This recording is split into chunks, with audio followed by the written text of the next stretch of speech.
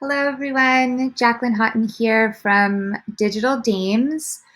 Today, I'm going to talk to you about the upcoming Google Page Experience Update, which is coming up next month in May of 2021. And I just want to make sure that everybody's aware that this is coming and that you're well prepared for it. So let's talk a little bit about what this is. Google's overall goal and general mission for this new update to their algorithm is to give searchers, people that are searching on the internet, exactly what they're looking for. So to optimize that experience, the search experience, with as little obstacles and disruptions as possible. They've been warning us and telling us for over a year now that this new page experience algorithm is going to be released, introducing 3 new user experience metrics. So these updates build upon Google's existing user experience signals, including things like mobile friendliness, safe browsing, the requirement of HTTPS, and no intrusive interstitials. They've also even mentioned that they're going to add visual indicators to their search results pages for pages that have great experience scores. Which is big. So this is likely not only just going to affect your rankings, but also your organic click-through rates as well. So let's talk about these 3 new web vitals that they're introducing into their algorithm. The first one is called the largest contentful paint. So this basically means loading performance, referring to the largest image or text block that is visible in view on a page. And it determines when the main part of the content has rendered on the screen. So in general, Google recommends that sites should have an LCP that occurs within the first 2.5 seconds of your page starting to load. The second big metric they're going to be looking at is what's called the cumulative layout shift. And this is basically the visual stability that's measuring how the elements in the viewport move as your page loads. So, for example, if your visitor tries to click on a link and it shifts, as they sometimes do, sites with good page experience should aim for a CSL score of less than 0.1.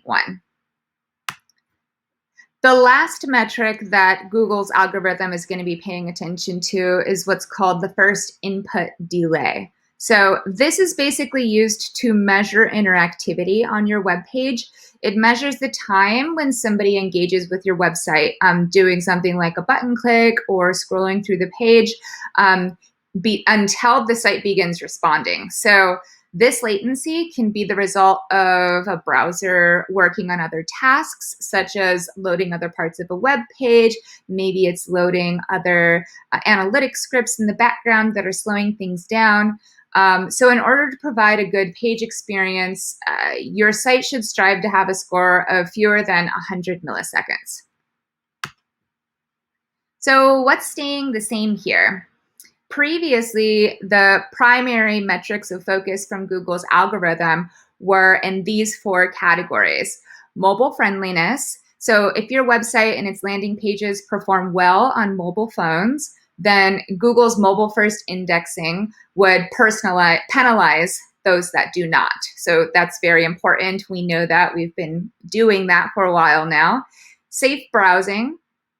If your website isn't using deceptive practices, such as malware used on the sites, first, there's no current malware or deceptive practices used on the site. You also don't allow cracks in your web security. Okay, I'm going to redo this one. So what's staying the same? These 4 areas we've known about. These are the metrics that Google's algorithm has been paying attention to and basing their rankings off of, obviously on top of the content portion as well. But in general, we know that your website needs to be mobile friendly. If its landing pages perform well on mobile phones, Google's mobile first indexing penalizes those that do not perform well on mobile. Safe browsing. if your website isn't using deceptive practices or malware used on sites. So make sure you're not using deceptive practices or malware, and don't allow cracks in your web security where hackers could potentially exploit at the expense of your site visitors. HTTPS, make sure that you're using an SSL, a secure socket layer, to make your website safe, which is kind of along the lines of safe browsing. And then no intrusive interstitials. If your website doesn't use pop-ups or other types of content that block your web page content that your visitor expects or that they're looking for. So it needs to be easy, it needs to make sense. Those are the 4 core elements that we've known about up to this point. And so with the addition of Google's 3 new web vitals starting next month, May 2021, we're now going to have 7 key signals that we need to monitor. So how do we prepare for this? Right now, it's hard to measure exactly how much weight all of these signals are going to have. But if Google's historic approach to these algorithm changes says anything about it, the page experience update is likely going to have a significant impact on rankings. If you know that your site currently is outdated, using legacy versions of any platforms are really slow, you likely need to make some updates. Generally, a good rule of thumb is that your site needs to be redesigned every 3 years to keep up with the trends and maintain web standards for both the technical stack side to the user experience requirements for search engines like Google. Pro tip, after the launch, after Google's algorithm release in May, make sure to utilize the tool called Google Search Console to monitor the changes. They've even built a report there called Core Web Vitals that will notify you of any errors on your website in these 7 different categories. Oops.